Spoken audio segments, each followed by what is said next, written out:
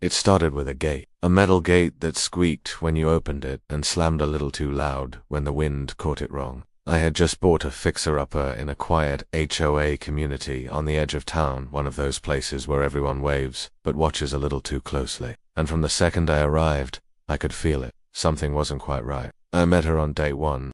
Blonde bob haircut, mirrored aviators, and a dog leash wrapped around her wrist like a whip. She introduced herself with 5 words that still make my skin crawl. "I'm Karen. I run things here." No. Was she elected? Absolutely not. But she made it her job to monitor everything. Trash bins, paint colors, lawn height, porch chairs, the width of my tires on the street, you name it. She judged it. At first, I ignored her, but things escalated fast. One afternoon, I parked my truck slightly overlapping the edge of the grass next to my driveway. Not blocking the sidewalk, not on her property, just touching that sacred HOA-approved Bermuda. Within minutes she appeared, hands on hips, like she was about to write me a citation out of thin air. "You're violating Article 4, Section B of the Community Code," she announced. I blinked. "What code?" "The code," she repeated, like I should have been born knowing it. "You're damaging the curb appeal. I'll be reporting this." I didn't argue. I just moved the truck. But the very next morning, I found a warning note taped to my window, signed by HOA compliance chairwoman, and filled with threats about fines, penalties, and even removal from community privileges. Still, I stayed calm.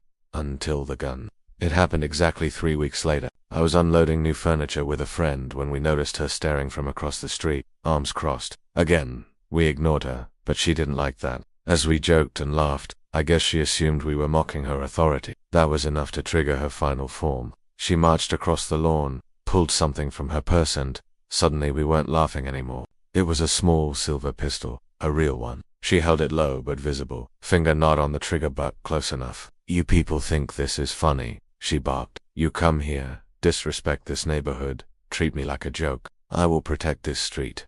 My friend froze. I slowly set the coffee table down and kept my voice steady. "Mom, I suggest you put that away before you regret it." Karen didn't flinch. "You're not one of us. I see what you're doing. You're provoking me." That's when I took out my phone and hit record. The moment she saw the red rec icon on my phone screen, something changed in her eyes. For a split second, you could tell she realized just how far she had gone, but "That's illegal," and stormed back across the street with a pistol still swinging in her hand. What she didn't know, I already sent the video to the cloud, and 2 hours later, it was in the hands of the local sheriff's department. Turns out, she wasn't licensed to carry. Not even close.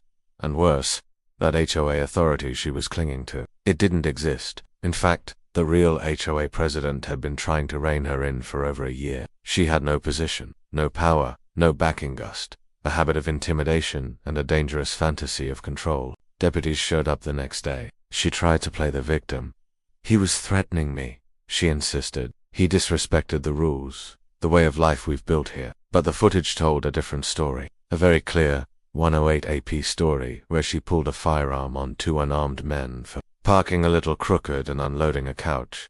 She was detained on the spot. Her concealed carry claim was invalid. The sheriff personally told her she was lucky we weren't pressing felony charges for brandishing a weapon in a non-defensive situation. But she still faced multiple misdemeanors, HOA sanctions, and ironically, karma delivered.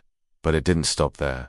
The video hit Reddit, then Facebook. Within days, it had over 3 million views under the headline, "HOA Karen pulls gun over a couch, delivery immediately regrets it." Former neighbors came out of the woodwork, sharing stories of how she'd harassed delivery drivers, mailed fake fines, and even tried to evict a couple for hanging a rainbow flag. Eventually, she moved. Whether she was asked to leave or left on her own, no one really knows. But her house was put up for sale quietly, and she disappeared. As for me, I still live here, peacefully, legally, and yes, but I'll tell you this. Every time I hear someone say I am in charge here, I reach for my phone first, because around here, a camera is worth more than any clipboard or fake badge ever will be.